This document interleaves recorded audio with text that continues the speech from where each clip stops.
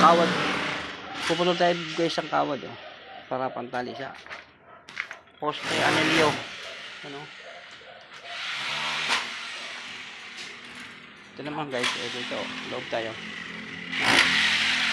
Chipping yan niya siya, chipping gan eh. Butas. Hey guys, Lalagyan ng poste.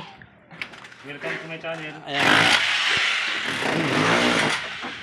Ito pa guys, oh, lalagyan niya ng poste. Lalagyan natin ng pundasyon para malagyan natin ang poste na at biga. Diyan lalagyan ng biga. Biga, pag ganyan, biga lalagyan. Ito naman poste. Ito yan ang pundasyon. Bago guys, yan dito, mag-assemble kami ng